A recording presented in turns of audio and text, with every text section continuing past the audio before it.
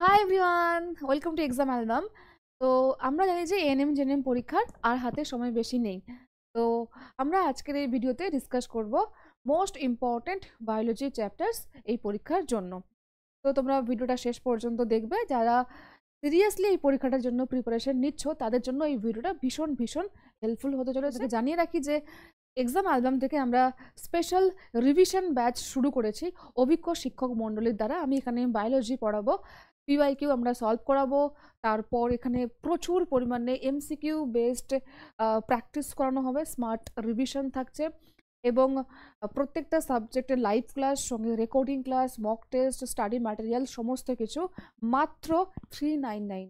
তোমরা এই আমাদের ব্যাচে কিভাবে জয়েন করবে, প্লে স্টোর থেকে এক্সাম অ্যালবাম অ্যাপটা ডাউনলোড করবে, তারপর প্রগতি ব্যাচ স্পেশাল যেখানে বাই নাওতে ক্লিক করলে খুব ইজিলি এই ব্যাচে তোমরা এনরোল করতে পারবে।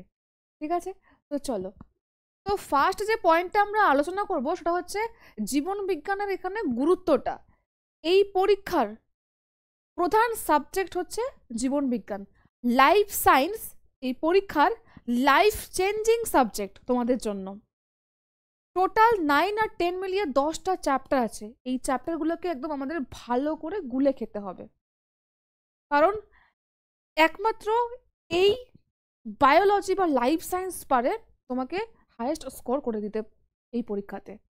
কোনোভাবেই আমাদেরকে কিন্তু স্কিপ করা যাবে না, প্রত্যেকটা অধ্যায় আমাদেরকে পড়তে হবে।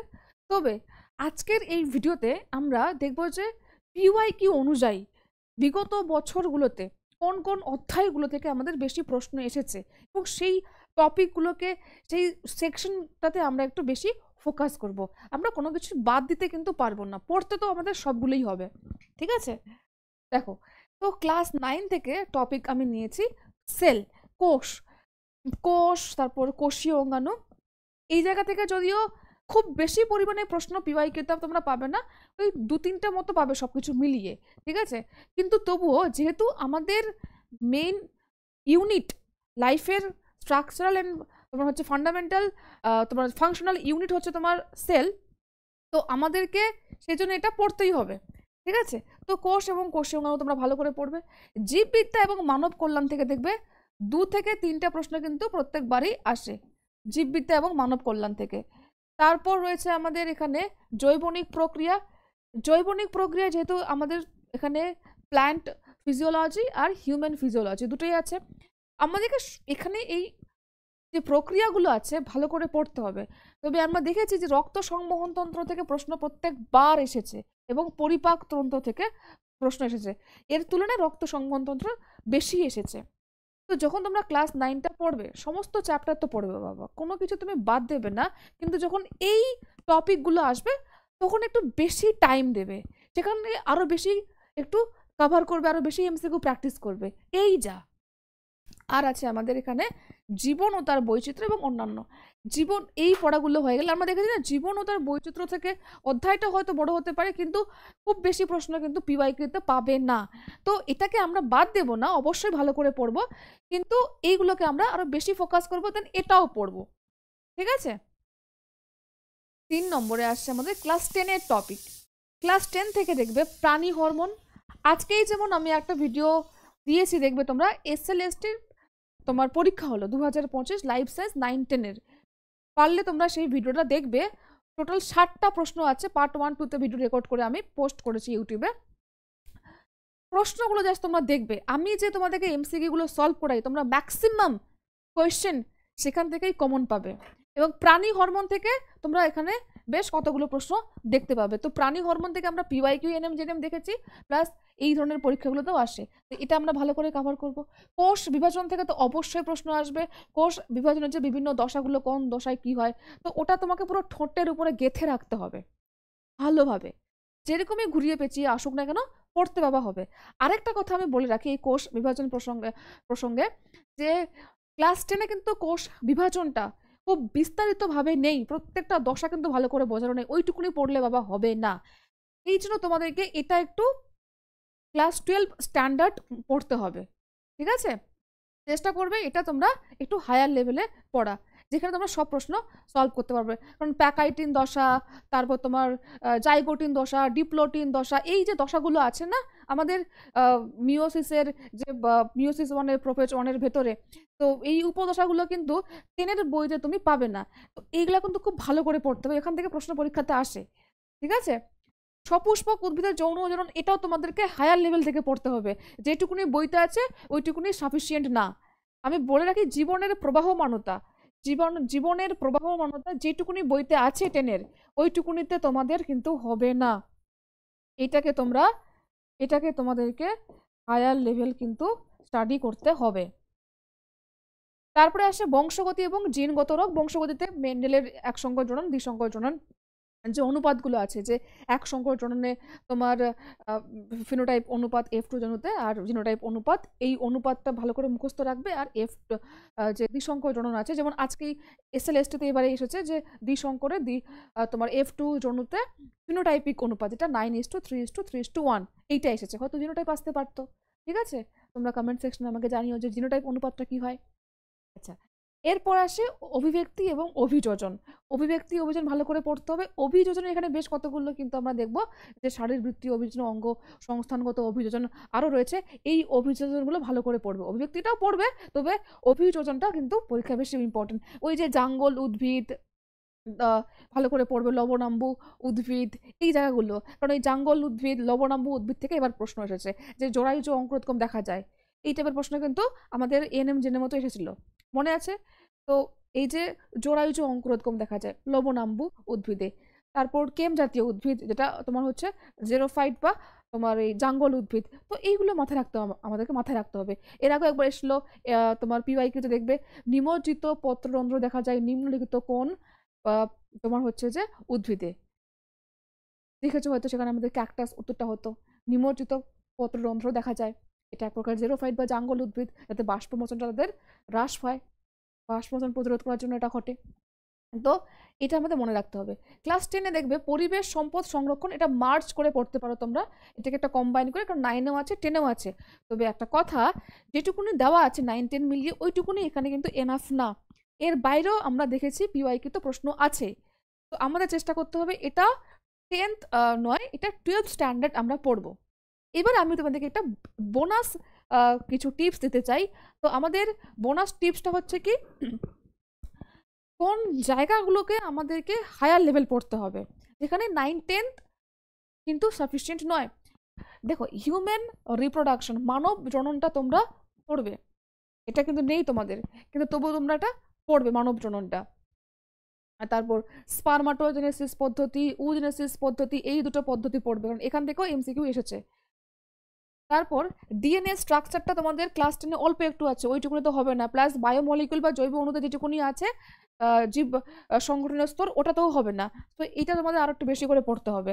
তারপর ডিএনএ রেপ্লিকেশনটা তোমাদেরকে পড়তে হবে, ঠিক আছে। আর ট্রান্সলেশন আর ট্রান্সক্রিপশন কি, এই দুটো জিনিসটা একটু করে তোমরা জেনে নেবে, ঠিক আছে। এটা দেখো, একটা বড় একটা পদ্ধতি, তো পুরো পদ্ধতি তুমি পড়তে পারবে না, বাট বেসিকটুকু একটু ক্লিয়ার রাখার চেষ্টা করবে।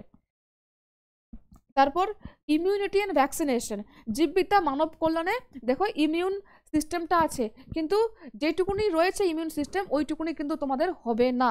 প্লাস এখানে ভ্যাকসিনেশনের যে টাইপসগুলো, সেগুলো ভালোভাবে দেওয়া নেই, কিছু বইতে আছে, প্রান্তিকের বইতে আমি দেখেছি আছে, কিন্তু ছায়ের বইতে আবার নেই।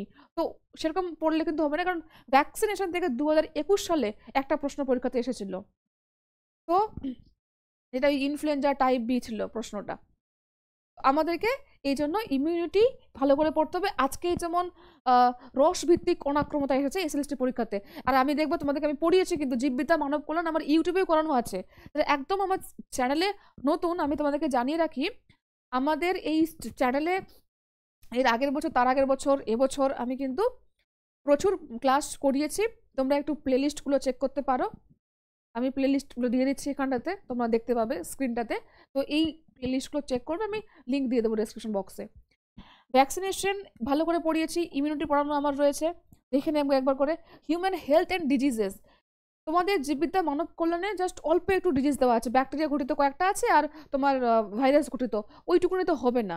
তোমাদের প্রোটোজোয়া ঘটিত পড়তে হবে, তোমাদের ছত্রাক ঘটিত পড়তে হবে, তোমাদের কৃমি ঘটিত পড়তে হবে, আর কিছু আমাদেরকে অণুজীব পড়তে হবে, যে অণুজীবগুলো মানব কল্যাণে সাহায্য করে। কারণ দেখবে একটা ইস্ট দিয়ে স্যাকারোমাইসিস একটা প্রশ্ন এসেছিল, সম্ভবত 2022-এ একটা প্রশ্ন এসেছিল, ঠিক আছে? তো সেই প্রশ্নটা কিন্তু আমাদের এই যে অণুজীব জায়গাটা রয়েছে জীববিদ্যা মানব কল্যাণে সেখানে আছে, কিন্তু ওটা আবার ক্লাস 9-এর বইতে পাবে না। এরকম অনেক কিছু আছে যেখানে এটা এখানে নেই কিন্তু ওখানে আছে, তো আমাদেরকে একটু মিক্স করে পড়তে হবে, জোগাখিচুড়ি করে। তাহলে যে ইকোলজিটা আমি বললাম যে ইকোলজি যেটা আছে 9-10 মিলিয়ে সেটাও সাফিসিয়েন্ট না, আমাদেরকে ইকোলজি বা বাস্তু যে তন্ত্র আছে আরও ভালো করে পড়তে হবে, কারণ এখান থেকে 5টা প্রশ্ন বাবা আসবেই পরীক্ষাতে, 4 থেকে 5টা প্রশ্ন প্রতি বছর আসে, ঠিক আছে? এদিক ওদিক প্লাস মাইনাস হতে পারে, কিন্তু পরীক্ষায় খুব খুব গুরুত্বপূর্ণ। এই যেমন আজকে এসছে নিচের কোনটি ইনসিটু সংরক্ষণ, জাতীয় উদ্যান উত্তরটা হতো, দেখে নেবে ভিডিও তোমরা, এরকম আসতে পারে নিচের কোনটা এক্সিটু সংরক্ষণ, ইনসিটু এক্সিটু প্রশ্ন কিন্তু খুব আসে। তারপরে দূষণ নিয়ে প্রচুর প্রশ্ন আসে, জীব বৈচিত্র্য কেন হ্রাস পাচ্ছে, জীব বৈচিত্র্য আমরা কিভাবে সংরক্ষণ করতে পারি, এই বিষয়গুলো ভালো করে পড়তে হবে আমাদেরকে, ঠিক আছে? হু কি বলছে, হু এর কথা আমাদেরকে শুনতে হবে, এরকম, ঠিক আছে? তো এই ছিল আমাদের বোনাস টিপস। এবার আমি তোমাদের কিছু স্মার্ট টিপস দিই। তোমরা কি করবে, এখন তোমরা বড় বড় লেন্দি ভিডিও দেখে নোট বানিয়ে পড়া সম্ভব না, এই 40 দিনে এখন খাতা বানিয়ে নোট করা সম্ভব না। তোমরা এই মুহূর্তে শর্ট নোট বানাও, একটা করে চ্যাপ্টার তোলো, ঠিক আছে? একটা করে চ্যাপ্টার তোলো, চ্যাপ্টার তুললে ধরুন একটা খাতা, ঠিক আছে? সেখান থেকে কি করে তুমি শর্ট নোটস বানাও, একদম সিম্পল জাস্ট নিজে যেটুকুনি তুমি বুঝতে পারো, নিজে বোঝার মতো শর্ট নোট বানাও। যখন তুমি নেক্সট টাইম রিভিশন দিতে আসবে ওই নোটটাই পড়বে, ডেইলি রিভিশন দাও আর ডাউট ক্লিয়ার করো, যা ডাউট হবে ডাউটটা আজকে রেখে লাভ নেই, যখন হবে তখন তোমার ডাউটটা ক্লিয়ার করে নাও। বেশ, তো এই ছিল আমাদের আজকের মোস্ট ইম্পর্টেন্ট চ্যাপ্টার বায়োলজির জন্য। আমরা এক্সাম অ্যালবামে তোমরা দেখেছো প্রচুর পরিমাণে ক্লাস দিচ্ছি এবং ভিডিও দিচ্ছি, তোমরা ম্যাথের স্ট্র্যাটেজি ভিডিও পাবে, ফিজিক্যাল সায়েন্সের পাবে, ইংলিশের পাবে, জিকের পাবে, রিজনিংয়ের পাবে, এবং একটা স্পেসিফিক টাইম টেবিল মেনে এরপর থেকে এক্সাম অ্যালবামে লাইভ প্লাস রেকর্ডেড 2 রকমের তোমরা ক্লাস পাবে, ম্যাক্সিমাম ক্লাস তোমরা লাইভ পাবে।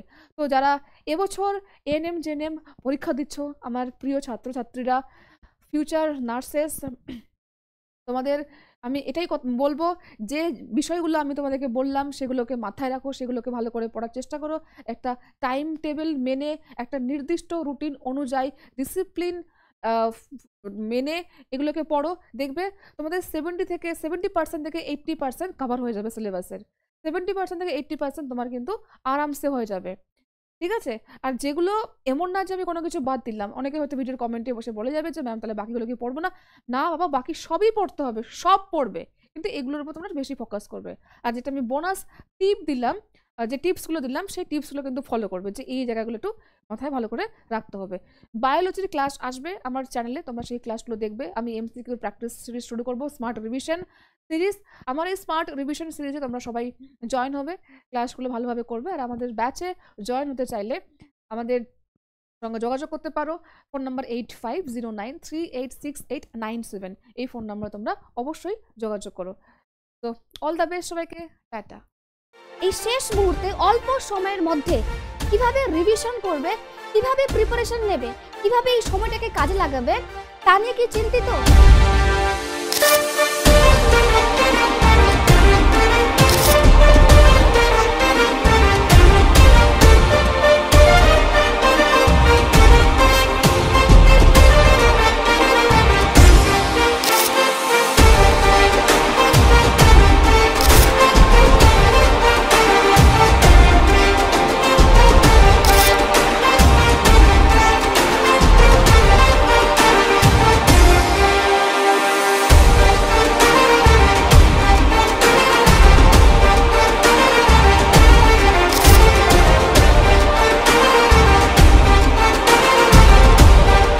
দেরি কেন, এখনই এনরোল করা শুরু করে দাও।